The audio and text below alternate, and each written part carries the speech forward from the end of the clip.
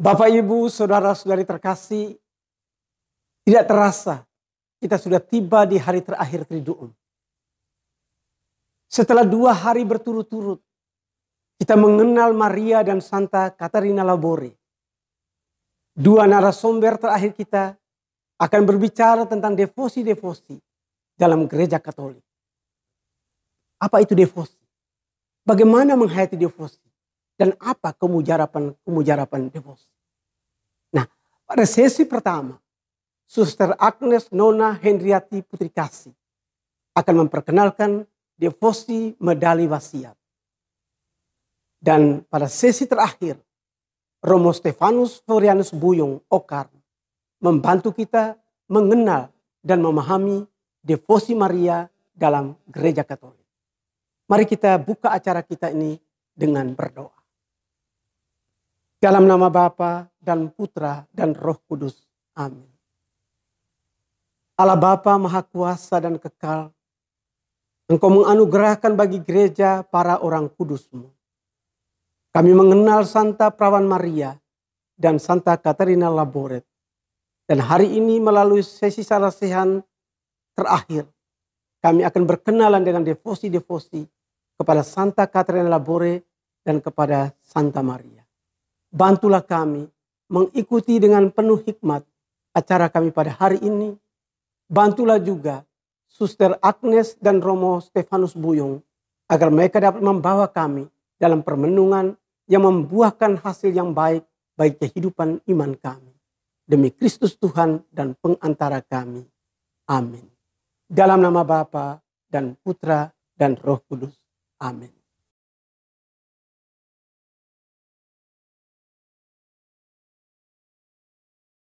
Selamat berjumpa Bapak Ibu, saudara-saudara yang terkasih.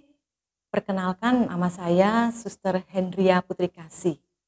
Saya berkarya di komunitas Rosale Rendu Cilincing, Jakarta. Triduum hari pertama mengenalkan perjalanan hidup Santa Caterina Labore bersama Suster Yosi, dan Triduum hari kedua tentang kisah penampakan Bunda Maria kepada Santa Caterina Labore serta sejarah penampakan dan pesan-pesan yang disampaikan pada Bunda Maria melalui medali wasiat. Sekarang kita masuk Triduum hari ketiga dengan tema penjelasan devosi medali wasiat dan penjelasan sekaligus sosialisasi kepada umat apa itu medali wasiat. Saya menerangkan dulu apa yang dimaksud dengan devosi. Devosi adalah suatu penghormatan kepada para kudus atau santo santa. Seringkali sebuah devosi itu yang diterima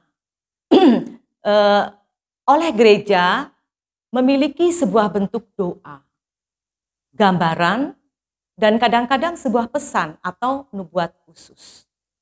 Beberapa contoh dari devosi Katolik meliputi rosario, kemudian jalan salib, hati kudus Yesus, relikwi tubuh orang suci, kemudian hati Maria tak bernoda, doa-doa novena dari berbagai orang kudus, dari santo dan santa, ziarah-ziarah, dan devosi-devosi kepada sakramen Maha Kudus dan sebagainya.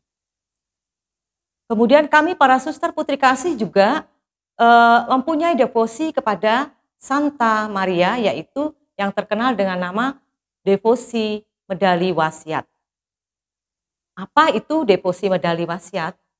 Sebelumnya saya ingin menerangkan dulu tentang apa itu medali. Medali dari bahasa Latin metallum. Ya, berarti tambang, bahan dari berbentuk gambar orang atau foto seorang yang dianggap penting.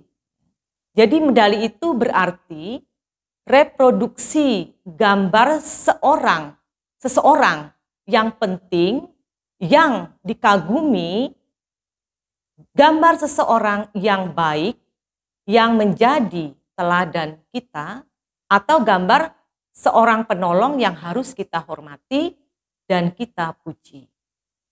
Kemudian juga kenangan dari seseorang yang tercinta. Peristiwa atau kejadian penuh sukacita, suatu tanda yang ditulis dengan kata-kata penting, suatu semboyan atau doa pendek. Medali wasiat itu berarti adalah reproduksi hasil ulang wajah Santa Perawan Maria seperti yang dilihat oleh Santa Katarina Labore. Kemudian juga suatu kenangan akan penampakannya. Kemudian juga tanda belas kasih Santa Perawan Maria. Juga tanda untuk menghidupkan kembali semangat Kristiani dalam diri kita untuk hidup menurut kehendak Tuhan dan menghormati Maria secara istimewa sebagai manusia yang dipilih Allah untuk menjadi Bunda Kristus. Suatu undangan yang mendorong kita untuk menjalankan keutamaan dalam kehidupan kita. Jadi medali wasiat itu berarti pula suatu kenangan seorang ibu terhadap anaknya. Oleh karena itu kita harus menghargai, mencintai, dan menggunakan kenangan itu. Sebab hadiah yang kita terima dari ibu kita harus kita terima dengan perasaan terima kasih. Disimpan dengan kasih dan digunakan sebaik-baiknya. Medali wasiat itu juga merupakan suatu jaminan perlindungan barang siapa memakai medali ini selalu ada dalam perlindungannya dan akan menerima karunia yang berlimpah, lebih-lebih kepada orang-orang yang memakai medali ini dengan penuh kepercayaan. Medali wasiat itu adalah juga guru kita. Santa Perawan menghendaki supaya kita merenungkan, menghayati maksud medali tersebut. Pada medali itu kita juga menemukan beberapa profil atau anugerah istimewa yang harus kita hayati. Pertama, Santa Perawan Maria dikandung dengan tidak bernoda. Santa Perawan Maria, pengantara segala rahmat. Kedudukan sebagai Ratu Ibu Ilahi.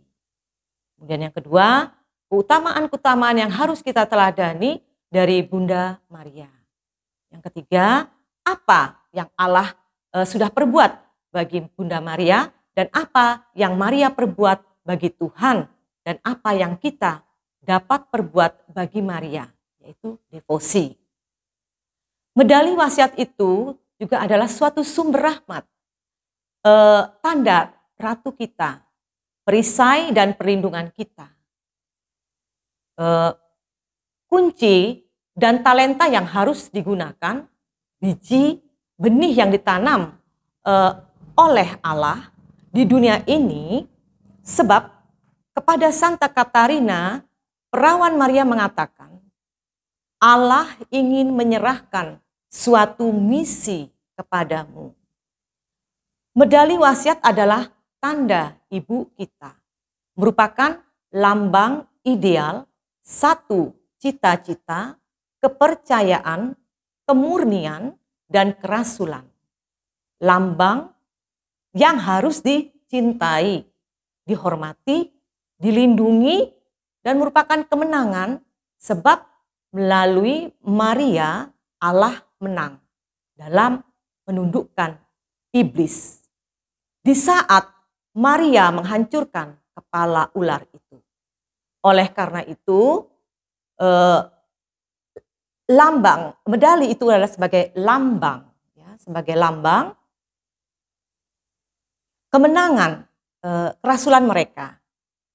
Medali itu adalah perisai perlindungan kita. Perisai di mana kita dapat mencari perlindungan.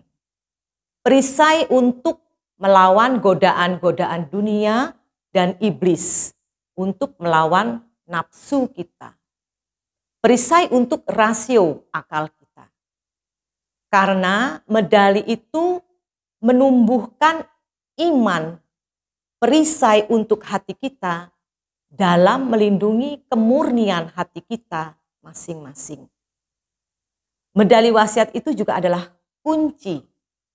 Dengan medali kita membuka hati kepada Santa Perawan Maria dengan mengingatkan kasihnya kepada kita, air matanya, doa-doanya, serta janji-janjinya untuk kita. Oleh karena itu, kita harus menggunakan medali untuk mendekatkan orang-orang kepada Tuhan, untuk membuka pintu hati bagi orang berdosa atau yang tidak mau kembali kepada Allah. Medali juga membuktikan bahwa Maria dengan tanda itu memberi karunia yang luar biasa. Tuhan memilih yang bodoh bagi dunia untuk mempermalukan orang-orang yang berhikmah. Dan apa yang lemah bagi dunia dipilih Allah untuk mempermalukan apa yang kuat. Ini terdapat pada dalam surat Rasul Paulus yang pertama kepada umat di Korintus bab 1 ayat 27. Medali wasiat juga adalah biji benih yang ditanamkan oleh Allah. Biji kecil yang telah berkembang dan menumbuhkan inisiatif kegiatan-kegiatan organisasi seperti Legio Maria, MC itu Marian Center, dan lain-lain. Dalam kerasulan dan devosi terhadap Maria, biji yang kecil itu adalah persiapan dan dorongan untuk mencapai definisi dogmatik. Jadi suatu kebenaran. Pada tahun 1850, yaitu Maria terkandung tak bernoda. Salah satu pesan Bunda Maria saat menampakkan adalah mendirikan organisasi atau perkumpulan, mendirikan suatu perkumpulan untuk orang-orang muda yang melayani orang miskin. Perkumpulan ini sampai sekarang masih ada dan bersifat internasional.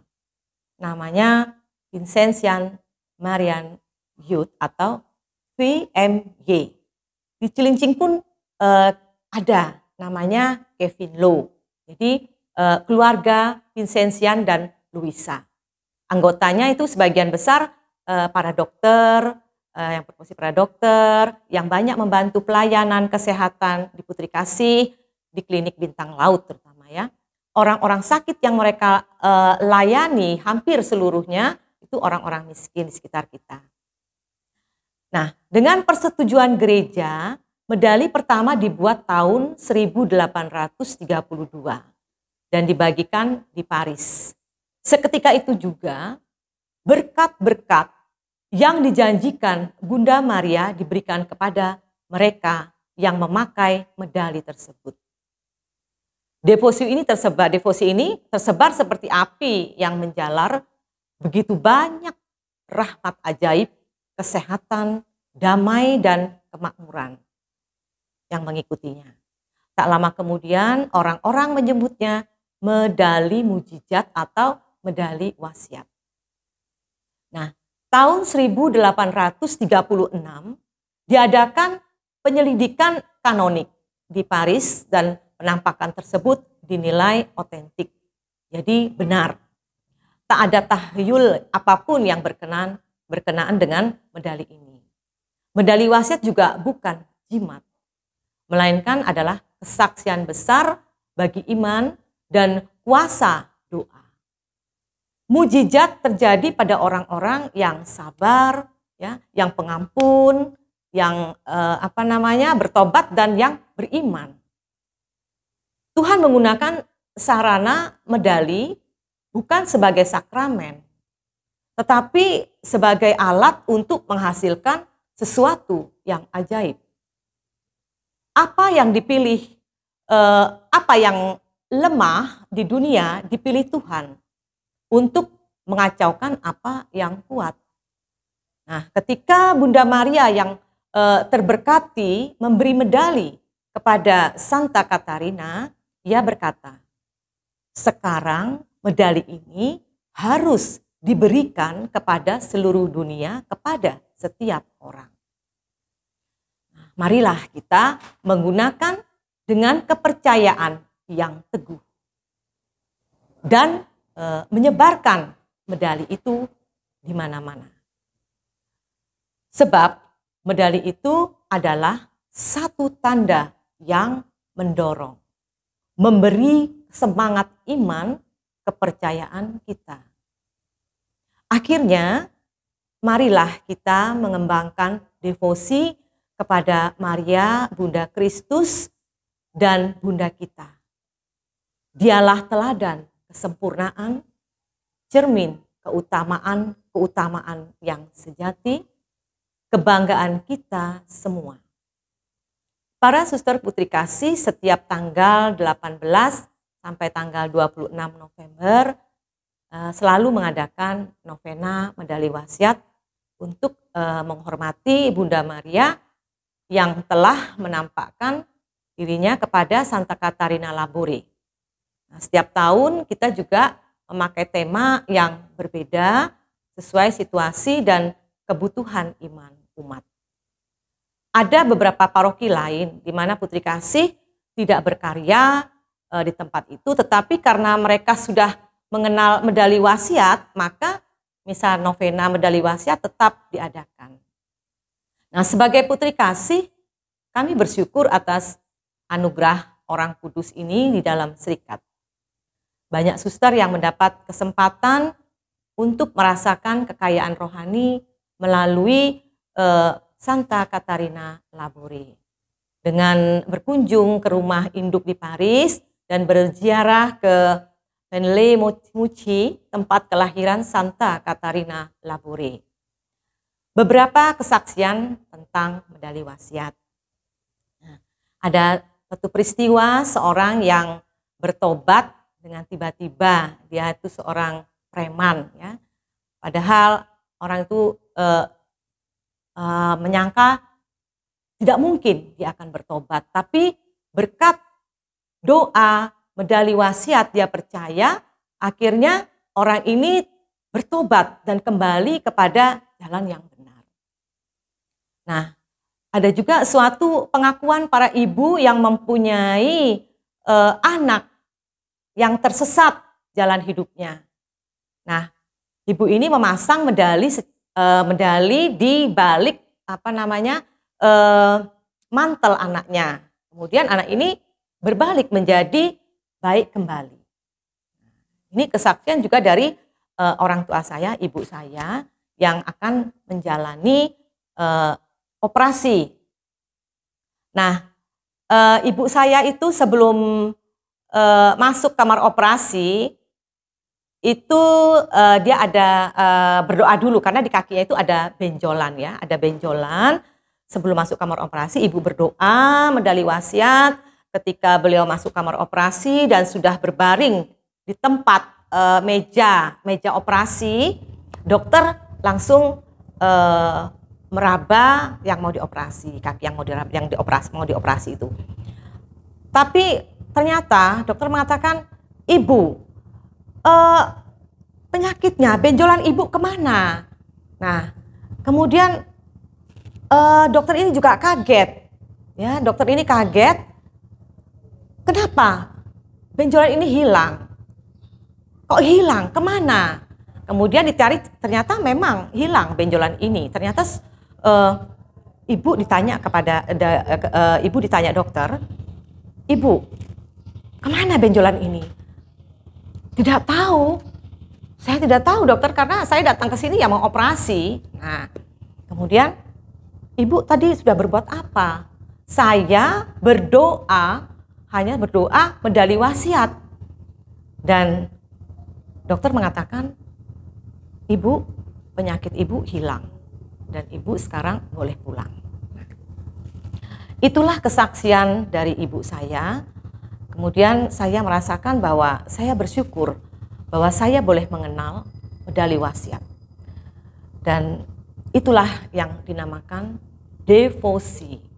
Jadi percaya bahwa yang menyembuhkan bukan Santa Katarina Labore, tapi Tuhan Allah sendiri melalui Bunda Maria. Terima kasih Bapak Ibu, Tuhan memberkati.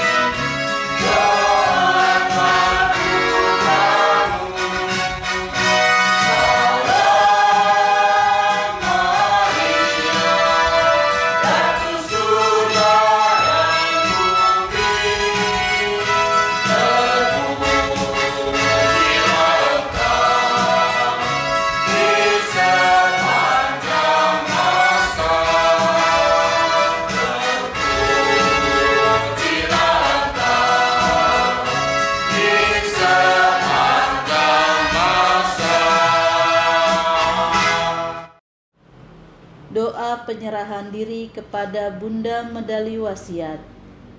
Oh Maria, perawan tak bercela dan Bunda Tuhan, kami mengaturkan dan mempersembahkan jiwa raga kami kepadamu.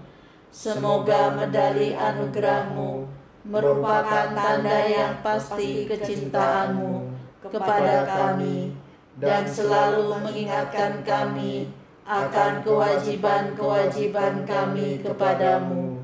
Selama kami memakainya, semoga kami diberkati oleh perlindunganmu yang penuh cinta dan selalu berada dalam rahmat putramu.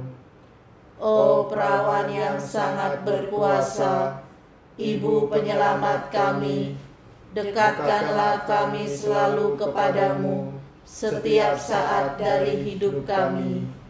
Perolehlah bagi kami anak-anak-Mu rahmat kematian yang bahagia, sehingga bersama-sama denganmu kami dapat menikmati kebahagiaan surga.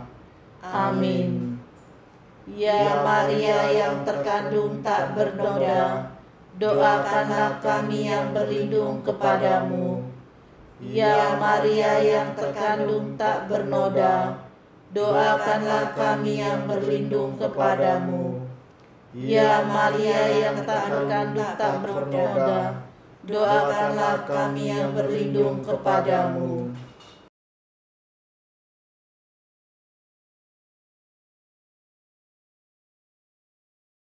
Saudara-saudariku yang terkasih dalam Kristus, pada kesempatan ini saya akan memaparkan kepada kita sekalian dengan tema devosi Maria dalam Gereja Katolik.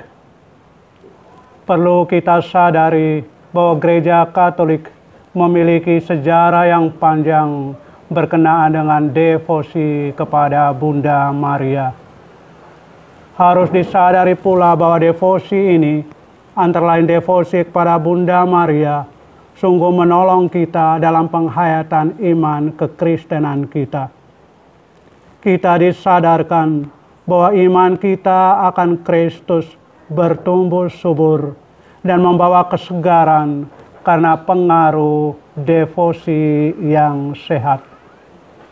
Oleh karena itu dalam kesempatan ini, saya ajak kita semua untuk melihat devosi khususnya devosi Maria dalam gereja Katolik. Semoga pembicaraan atau percakapan kita pada kesempatan ini membantu kita sekali lagi bertumbuh dalam iman berkat devosi. Sebelum melanjutkan pendalaman kita mengenai devosi kepada Bunda Maria, kita perlu memahami mengenai arti devosi itu sendiri. Sesungguhnya saudara-saudariku yang terkasih, devosi dalam bentuk singular atau dalam bentuk tunggal berarti semangat untuk membaktikan diri kepada Allah, untuk mengabdikan diri dan melayani Dia, melayani Allah.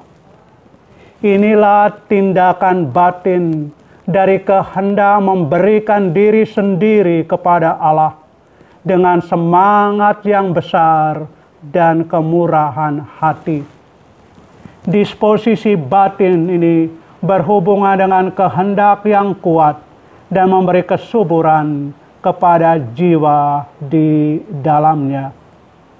Devosi ini mengarah kepada tindakan-tindakan lahiriah, tetapi pada hakikatnya bersifat batinia. Devosi dalam bentuk tunggal tadi mengarah kepada tindakan-tindakan yang lahiriah, tetapi pada hakikatnya bersifat batinia. Kendati berdasarkan pada iman, devosi itu mempunyai sumber utama pada cinta teologis, dan tidak jarang cinta itu sendiri dapat dikenal bersama dengan devosi. Oleh karena itu, devosi dan cinta tidak dapat dipisahkan.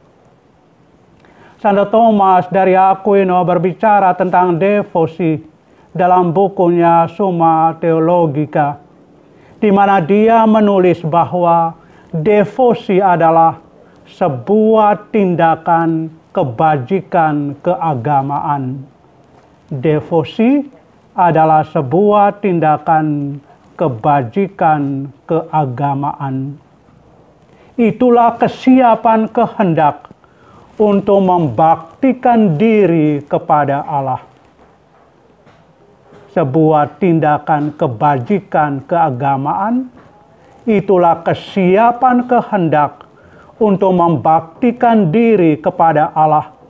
Kesediaan yang datang dari Allah, karena itu menyangkut seluruh pribadi yang mempersembahkan dirinya untuk pelayanan, untuk pengabdian dan penyembahan kepada Allah. Santo Thomas Aquino menekankan bahwa devosi adalah sebuah anugerah Allah, tetapi juga sebuah usaha manusia. Secara khusus saat didorong untuk berdoa, bermeditasi, berkontemplasi, yang semuanya tentu membangkitkan cinta dan melahirkan devosi. Sekali lagi, catatan Santo Thomas Aquino ini sungguh sangat indah. Dia menekankan bahwa devosi adalah sebuah anugerah Allah, tetapi juga usaha kita manusia. Secara khusus saat kita didorong untuk berdoa, untuk bermeditasi, untuk berkontemplasi, dan semuanya itu membangkitkan cinta kita kepada Allah dan melahirkan devosi. Devosi seharusnya menandai seluruh kehidupan kita. Devosi seharusnya menandai seluruh kehidupan kita dan terus-menerus berlangsung sepanjang kehidupan kita. Dan jika hal itu terjadi, memancarkan sukacita batin. Devosi yang dihayati terus-menerus dan bertumbuh di dalam iman, pengabdian kepada Allah, memancarkan sebuah sukacita batin. Singkat kata, devosi adalah sebuah dedikasi, sebuah pembaktian, pengabdian penuh sukacita dari keseluruhan pribadi kita kepada Allah dan juga kepada sesama demi Allah dalam menanggapi anugerah yang berasal dari Allah sendiri. Selanjutnya, devosi atau devosi dalam bentuk jamak, dalam bentuk plural, adalah tindakan-tindakan lahiriah dari devosi. Sekali lagi, devosi atau devosi dalam bentuk jamak, plural, adalah tindakan-tindakan lahiriah dari devosi. Perlu disadari bahwa biasanya devosi atau devosi khusus berarti kerangka tindakan keagamaan yang diusulkan atau setidaknya diizinkan, diperkenankan oleh gereja. Tindakan yang diilhami oleh objek khusus yang menjadi tujuan devosi. Demikian juga cinta akan tindakan-tindakan ini adalah bagian dari devosi. Selanjutnya ada beberapa catatan yang pantas kita perhatikan berkenaan dengan devosi atau devosi dalam bentuk plural atau jamak ini. Pertama, devosi terdiri dari tindakan. Setidaknya pada awalnya, devosi berfungsi sebagai sarana untuk menyerahkan diri secara total kepada Tuhan. Dan menyerahkan diri secara total kepada Tuhan, yaitu devosi dalam arti umum, dalam bentuk tunggal. Jadi devosi dalam bentuk jamak berfungsi sebagai sarana untuk menyerahkan diri secara total kepada Tuhan. Yang kedua, devosi membutuhkan sebuah objek khusus.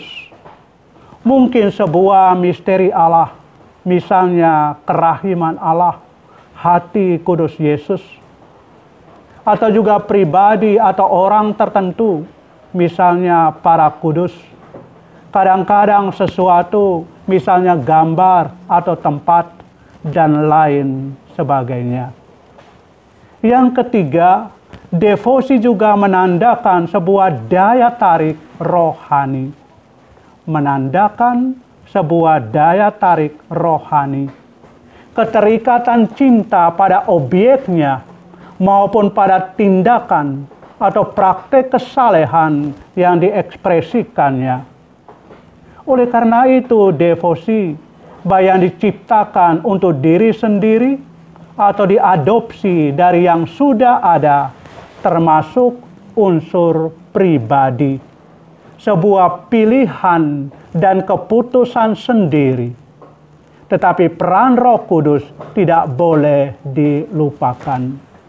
Oleh karena itu, dalam mempraktekkan sebuah devosi dalam bentuk jamak, menandakan sebuah daya tarik rohani dari diri kita. Ada unsur pribadi untuk mengambil keputusan melakukan sebuah devosi. Tetapi kita juga tidak pernah boleh melupakan peran Roh Kudus dalam mendorong kita untuk melakukan sebuah devosi. Yang keempat, devosi itu sah. Sungguh, devosi dalam arti umum mempengaruhi seluruh pribadi. Keragaman devosi dijelaskan oleh kekayaan yang tidak terduga. Kita tahu ada bermacam-macam devosi. Dan keragaman devosi ini adalah kekayaan yang tidak terduga dari satu Allah yang kita imani. Namun keberagaman juga berasal dari perbedaan antar manusia dan bahkan dari perbedaan individu sesuai dengan perkembangan zaman dan perkembangan rohaninya. Kelima, devosi itu dinilai dari buahnya. Devosi yang sehat, devosi yang sungguh-sungguh akan berbuah dalam kehidupan. Sebuah devosi tanpa devosi dalam arti umum mengundang penilaian yang merugikan bagi orang-orang yang berdevosi. Karena devosi yang ia lakukan tidak menghasilkan buah di dalam kehidupan. Sebuah devosi menyiratkan devosi. Tujuannya tidak lain adalah harus untuk melayani Allah dan bertumbuh menuju kematangan penuh dalam Kristus. Tujuannya tidak lain adalah devosi itu sendiri dalam bentuk tunggal, melayani Allah dan bertumbuh menuju kematangan penuh dalam Kristus. Surat Rasul Paulus pada umat di Efesus bab 4 ayat 15 sampai 16. Yang keenam, devosi muncul dan bertumbuh, tapi bisa menyimpang dan mati. Devosi muncul dan bertumbuh, tetapi bisa menyimpang dan mati. Devosi itu menyimpang ketika cenderung pada takyul, pencarian kemanjuran majis daripada pertobatan hati. Devosi itu menyimpang ketika cenderung pada takyul, pencarian kemanjuran majis daripada sebuah pertobatan hati.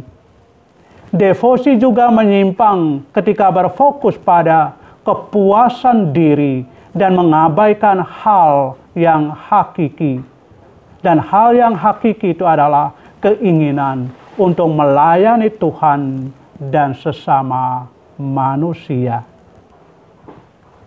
Namun demikian, saudara-saudariku yang terkasih, harus disadari bahwa devosi tanpa devosi kering dan merana. Artinya bahwa devosi dalam artian pengabdian, penyerahan diri kita kepada Tuhan. Tanpa devosi, tindakan-tindakan yang lahiriah yang mengungkapkan devosi itu mengakibatkan hidup iman kita kering dan merana. Oleh karena itu, kita tidak boleh berprasangka buruk pada devosi apapun yang dihayati oleh umat beriman. Sebuah sikap sederhana seperti memakai medali, antara lain juga medali wasiat, atau juga mendaraskan sebuah rumusan doa favorit, bisa menjadi tindakan devosi yang benar, sederhana, tapi dari ungkapan batin untuk semakin mengabdi Allah dan berbuah di dalam kehidupan. Inilah fungsi pastoral gereja untuk mengawasi dan jika perlu untuk membaharui dan mengarahkan kembali kecenderungan fundamental dari devosi umat beriman. Penilaian tentang devosi berada dalam otoritas gereja. Gereja mengesahkan, mengoreksi, dan terkadang harus memberikan sanksi. Santo Louis Marie de Montfort memberikan catatan bahwa devosi Maria yang benar harus batinia, lebih di dalam hati daripada dalam praktek-praktek ulah kesalehan belaka. Lalu juga tetap bertahan, artinya berdasarkan iman dan tidak berubah-ubah sesuai dengan suasana hati dan perasaan. Tetap bertahan karena berdasarkan iman dan tidak berubah-ubah sesuai dengan suasana hati dan perasaan. Selain itu, devosi tidak terpengaruh, lebih berniat terpusat pada Tuhan daripada rahmat yang akan diperoleh. Meskipun doa permohonan dan ucapan syukur adalah unsur penting dalam devosi umum yang menggerakkan kita untuk melayani Tuhan. Oleh karena dalam devosi tidak sekedar mencari rahmat-rahmat, anugerah-anugerah, karunia-karunia yang kita terima, tapi lebih pada soal bagaimana kita bertumbuh di dalam iman. Lalu juga devosi berorientasi kepada Kristus, yaitu kita semakin melalui siapa kita dibawa kepada Bapa. Berorientasi pada Kristus, devosi itu melalui siapa kita dibawa kepada Bapa. Dan yakin serta tulus. Jadi dalam melakukan devosi harus yakin dan tulus. Karena dalam diri kita yang rohani itu sendiri ada unsur kemanusiaan, di mana juga tergoda oleh kebosanan dan rasa puas diri. Oleh karena itu keyakinan dan ketulusan di dalam melakukan devosi menjadi unsur penting. Selanjutnya devosi dan devosi kepada Bunda Maria. Devosi kepada Maria adalah semangat untuk melayaninya, atau lebih baik untuk melayani Tuhan. Sedangkan devosi adalah tindakan yang mengekspresikan devosi itu sendiri. Sebagaimana kita lihat pada awal, ada arti devosi dalam bentuk tunggal, singular, dan devosi atau devosi dalam bentuk jamak atau plural. Kita tahu Maria, perempuan, perawan, bunda terberkati, dihubungkan oleh Allah dalam karya keselamatan putranya, hingga pada tingkat yang luar biasa. Kita tahu bahwa Bunda Maria punya peran besar dalam sejarah keselamatan. Ia ambil bagian dalam karya keselamatan cinta Tuhan. Maka satu dua gelar yang layak disebut Maria sebagai co-redemptrix, rekan penebus, atau co-mediatrix, rekan pengantara. Berkenaan dengan co-redemptrix mau menunjukkan bahwa penebus kita satu-satunya adalah Yesus sendiri. Maria ambil bagian dalam karya penebusan ini. Atau co-mediatrix, pengantara. Pengantara kita satu-satunya adalah Yesus. Maria ambil bagian dalam kepengantaraan Yesus ini. Dan bahkan sekarang Maria berbagi dalam kemuliaan kebangkitan Yesus, dalam kebahagiaan surga. Maka gelar lain, Maria adalah Ratu Surga. Ia sudah diangkat ke surga dengan jiwa dan raganya, kemudian dimahkotai di surga. Bagi kita umat Katolik, Maria adalah sebuah tanda. Karena relasi kita dengan Maria mengatakan sesuatu tentang Allah. Maria adalah sebuah tanda. Karena relasi kita, hubungan kita dengan Maria mengatakan sesuatu tentang Allah dan sesuatu tentang diri kita sendiri. Gereja awalnya menyimpan kenangan tentang Maria, misalnya di Efesus. Kita tahu bahwa setelah kematian Yesus, Maria diterima di rumah murid yang dikasih Yesus. Dan juga dalam perjalanan dalam tradisi, keduanya tinggal di Efesus. Dan juga dituntun untuk mengatakan sesuatu tentang Maria dengan maksud untuk mengatakan sesuatu tentang Kristus. Selain itu, gereja menempatkan dirinya di bawah perlindungan Maria. Gereja menempatkan dirinya di bawah perlindungan Maria. Berdoa kepadanya dalam kebutuhannya. Salah satu himne atau doa yang tua, Sub Tuum Presidium Confucimus, doa tertua sebelum konsili Nicea tahun 325, ke bawah perlindungannya Bunda Kulari. sepanjang sejarah gereja adalah Maria yang sudah meminta semua orang untuk memberikan pujian. Adalah Maria yang sudah meminta semua orang untuk memberikan pujian. Lukas bab 1 ayat 46 sampai 55 dalam Kidung Maria. Jiwaku memuliakan Tuhan, hatiku bersukaria karena Allah juru selamatku.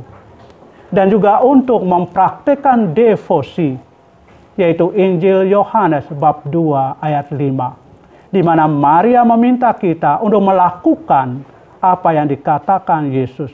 Apa yang dikatakan kepadamu, buatlah itu. Devosi-devosi harus mengantar kepada sebuah devosi. Pengabdian diri kita, pelayanan kita kepada Tuhan dan sesama dalam Tuhan. Maria adalah juga seorang yang berdiri di bawah kaki salib, menunjukkan ketinggian di mana kesetiaan mencapai puncaknya. Maria yang berdiri di bawah salib, Stabat Mater Dolorosa, menunjukkan kepada kita satu pengalaman puncak, sebuah kesetiaan Maria dalam perjalanan mengikuti Yesus Kristus putranya. Maria yang berdiri di bawah kaki salib bukan sekedar berdiri dalam arti biasa, tapi sebuah makna yang sangat mendalam, di mana Maria tahan uji di dalam segala cobaan. Akhirnya Maria adalah seorang yang ada di ruang atas senakel, menunjukkan bagaimana doa memiliki kekuatan untuk memohon Roh Kudus dan mengumpulkan komunitas kaum beriman. Dicitrakan dalam kisah para rasul bab 1 ayat 12 sampai 14, di mana Bunda Maria bersama para murid dan juga saudara-saudara Yesus berdoa bersama mohon kedatangan Roh Kudus.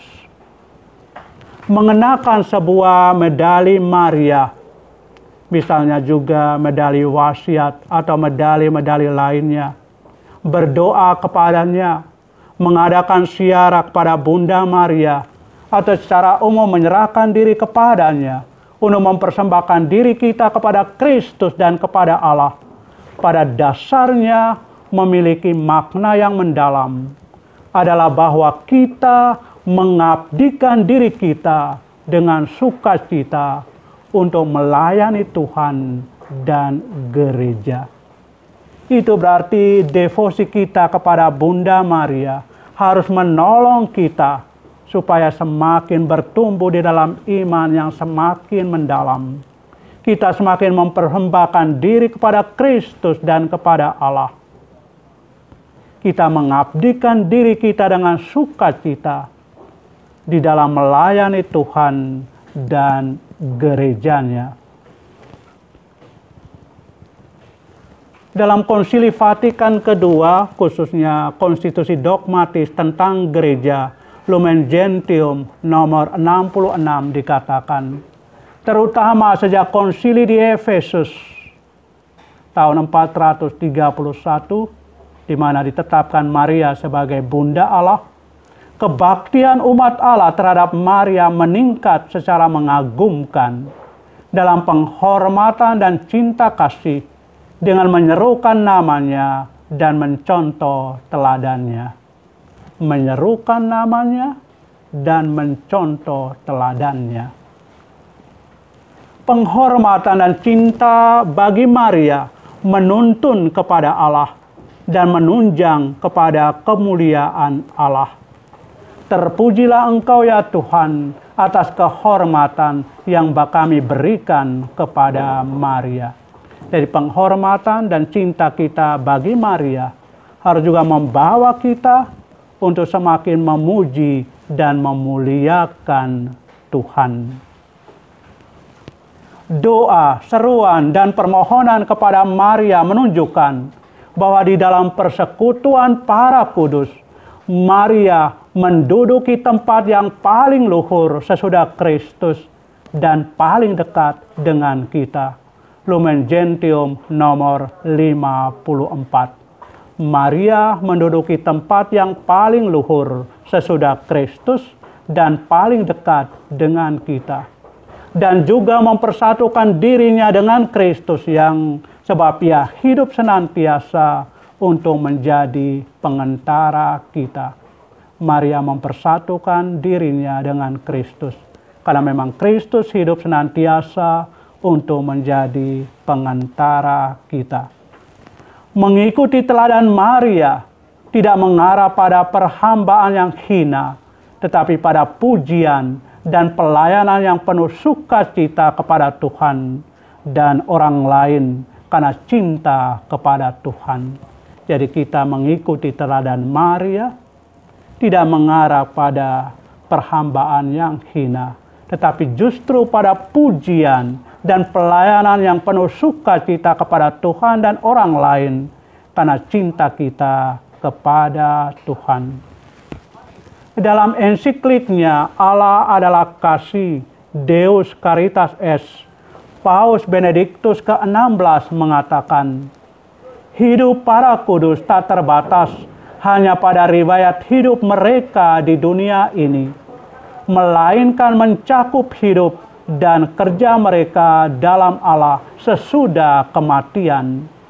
Dalam para kudus menjadi nyata, barang siapa pergi kepada Allah tidak menjauhi manusia, melainkan justru sesungguhnya mendekatinya. Hal ini nampak paling jelas pada Maria. Deus Caritas Est nomor 42. Hidup para kudus tidak terbatas hanya pada riwayat hidup mereka di dunia ini, melainkan mencakup hidup dan kerja mereka dalam Allah sesudah kematian. Dalam para kudus menjadi nyata, barang siapa pergi kepada Allah tidak menjauhi manusia, melainkan justru sesungguhnya mendekatinya. Hal ini nampak paling jelas pada Maria. Selanjutnya kita berbicara tentang cinta kepada Maria. Sesungguhnya saudara-saudariku yang terkasih, ada 3 tahap di dalam mencintai Maria. Tahap pertama, mengenal Maria. Di sini tidak lain adalah kita menggali lebih dalam mengenai Maria lewat pengetahuan kita tentang dia. Misalnya melalui kursus, baca kitab suci, atau juga membaca dokumen-dokumen gereja, atau mengikuti sebuah seminar tentang Maria. Yang kedua, mengagumi Maria. Dengan pengenalan, kita lalu sadar Maria sesungguhnya seorang manusia yang luar biasa, seorang pribadi yang istimewa, ada banyak keutamaan di dalam dirinya. Ia pantas dikagumi. Dan yang ketiga, meneladan Maria. Dari kekaguman itu kita ditantang untuk meneladan dia. Maria pantas diteladani. Namun ketiga tahap ini tidak bisa dipisahkan satu sama lain. Dan kita juga tidak bisa melihat bahwa yang satu harus dilakukan sesudah yang lain. Tapi bisa dalam artian ketika kita mengenal Maria tanpa sadar, kita mengaguminya. Dan dengan mengaguminya tanpa sadar juga kita mulai berusaha berjuang, belajar untuk meneladani dia. Dalam Konsili Vatikan kedua, dalam konstitusi dogmatis tentang gereja Lumen Gentium nomor 67 dikatakan, bakti yang sejati tidak terdiri dari perasaan yang mandul dan bersifat sementara. Tidak pula dalam sikap mudah percaya tanpa dasar. Bakti itu bersumber pada iman yang sejati, yang mengajak kita untuk mengakui keunggulan Bunda Allah dan mendorong kita untuk sebagai anak-anaknya mencintai Bunda kita dan meneladan keutamaan-keutamaannya. Oleh karena itu, devosi kepada Bunda Maria harus mengantar kita sampai pada akhirnya bagaimana meneladan Bunda Maria. Meneladan keutamaan-keutamaannya. Kalau ini yang kita lakukan, maka jelas dengan sendirinya kita bertumbuh di dalam iman yang semakin mendalam, semakin berbuah di dalam kehidupan. Karena memang hidup Maria itulah yang ia tunjukkan sepanjang hidupnya. Ketiganya ini dilihat sebagai satu kesatuan, tidak dapat dipisahkan. Perasaan sesat dan kepercayaan yang sia-sia adalah perangkap devosi. Perasaan sesat dan kepercayaan yang sia-sia adalah perangkap devosi yang diwujud nyatakan dalam praktek aneh atau keterikatan pada tradisi yang tidak berdasar. Misalnya penampakan yang tidak diakui. Kelebihan telah membuat beberapa orang tidak menyukai devosi dan juga devosi-devosi. Hal-hal yang berlebihan di dalam praktek devosi ini telah membuat beberapa orang lalu tidak menyukai devosi itu sendiri dan juga praktek-praktek devosi yang ada.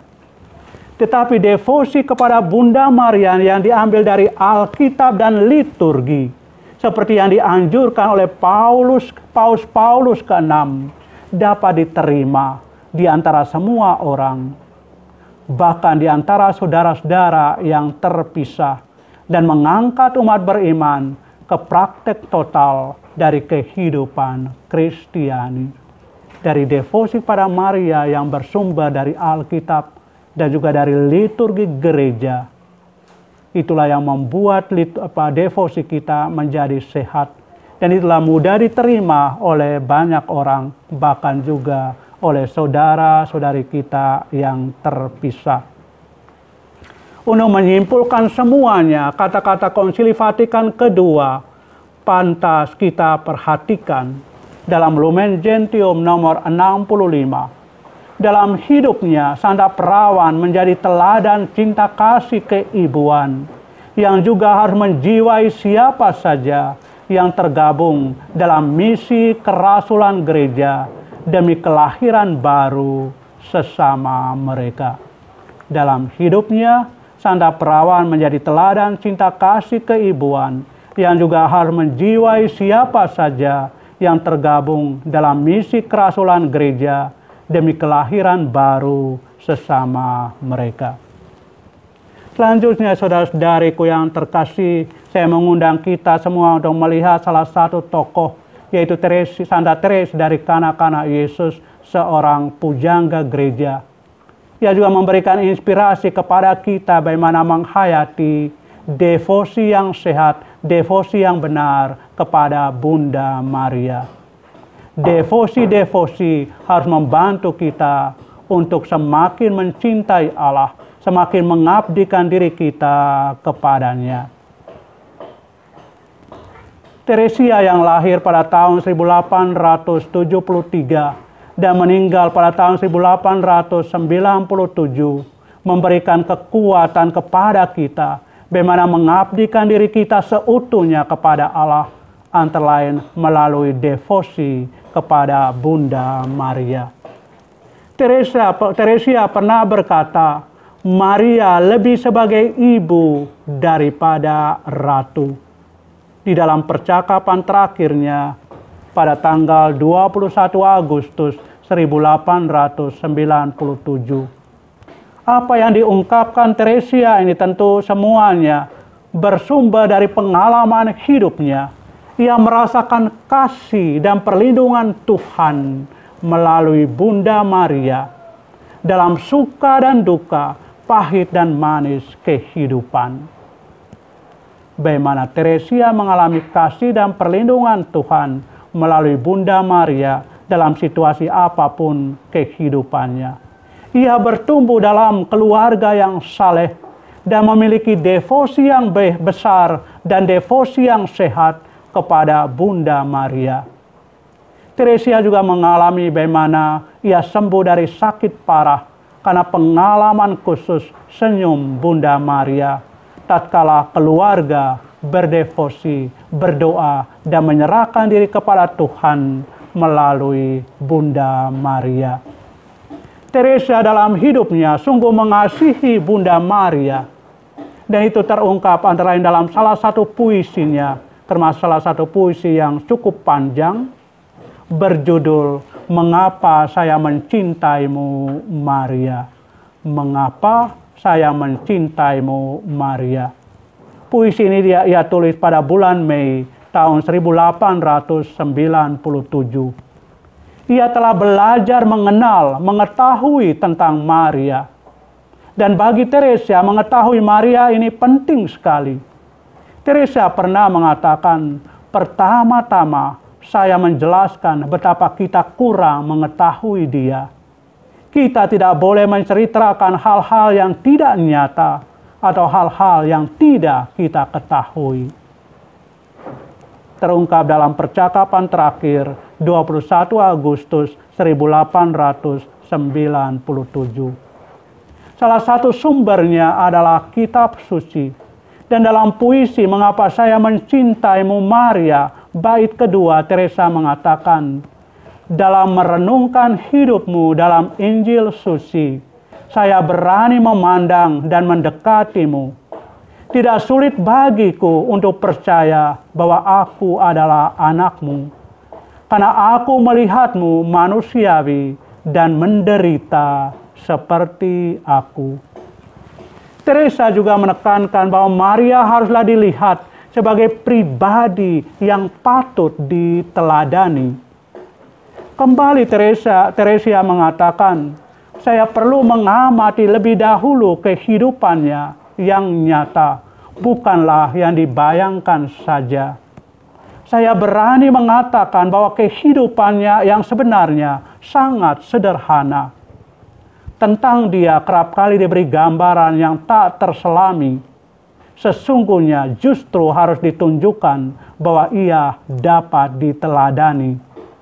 Kebajikan-kebajikannya harus dikemukakan dan dijelaskan bagaimana ia hidup dengan beriman seperti kita. Percakapan terakhir 21 Agustus 1897. Itulah sebabnya dalam memaparkan tentang Maria, bukan hanya sekedar mengungkapkan keistimewaan Bunda Maria dan membangkitkan rasa kagum dari pihak kita. Rasa kagum harus melahirkan usaha untuk terus meneladan hidupnya. Rasa kagum harus melahirkan usaha untuk terus meneladan hidupnya. Teresa menegaskan, memang sangat indah untuk memaparkan dengan jelas hak istimewanya, tapi kita harus berbuat lebih dari itu saja. Dan bila orang dalam khotbah hanya mengungkapkan rasa kagum, saja, maka akan timbul rasa tidak suka lagi. Percakapan terakhir 21 Agustus 1897. Pada akhirnya Teresa akan mengungkapkan khotbahnya tentang Maria dalam puisinya "Mengapa Saya Mencintaimu, Maria". Sesungguhnya saudara-saudariku yang terkasih, jalan kecil yang diajarkan Teresa dari kanak-kanak Yesus dalam arti tertentu ia belajar juga dari Bunda Maria. Saya akan mengutipkan 1-2 bait dari puisinya ini yang mengungkapkan bagaimana jalan kecil atau menjadi intisari penghayatan spiritualitasnya ia belajar dari Bunda Maria. Dalam bait keempat puisi "Mengapa Saya Mencintaimu, Maria", Teresa berkata, "Oh, aku mencintaimu, Maria, seraya mengatakan engkau adalah hamba. Dari Tuhan yang engkau tarik dengan kerendahan hatimu, kebajikan tersembunyi ini membuatmu penuh wibawa." Kebajikan tersembunyi ini membuatmu penuh wibawa. Engkau adalah hamba dari Tuhan yang engkau tarik dengan kerendahan hatimu.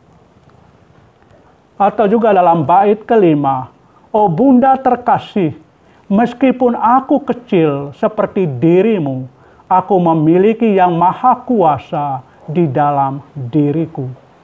Meskipun aku kecil seperti dirimu, aku memiliki yang maha kuasa di dalam diriku.